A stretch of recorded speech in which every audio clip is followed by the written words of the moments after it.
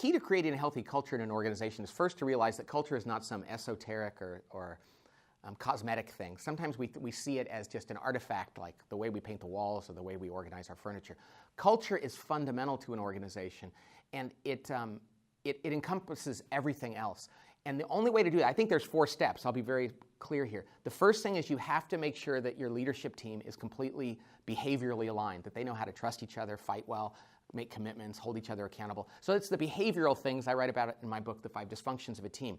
If the leadership team is not behaviorally cohesive, you can't create a great culture, because you can design something that's never really going to take effect. So it starts there. The second thing is you got to get those same people intellectually aligned and on the same page around what they think the organization stands for, where it's headed, who they are, what they do. There's a series of simple questions that they have to be completely aligned around. They're not hard questions, but any daylight between the leaders is going to look like blinding rays of sunshine to everybody else, and it's going to be impossible to move the organization forward. So the first 2 things, behavioral alignment, intellectual alignment, around the leadership team at the top. Then, to take that and create a great culture, you have to go out and over-communicate it. You've got to tell people what that culture is. You've got to tell people what the strategy is. You've got to tell people what the organization is all about ad nauseum, far more than you think you need to and far more than you want to.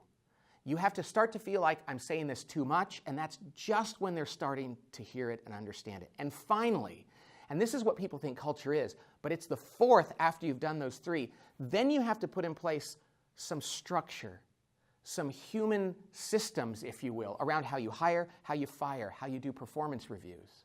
You know, Bill talked about that today in his talk about performance reviews. They don't need to be long and detailed. They just need to be reflective of the culture you're trying to create. But that's the 4th step.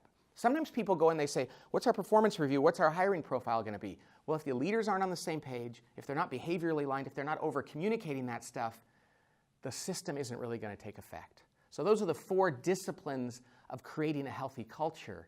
And I think it's critical, I'll go back and say again, it's not a cosmetic or superficial thing. It's very much about the heart and soul of your business.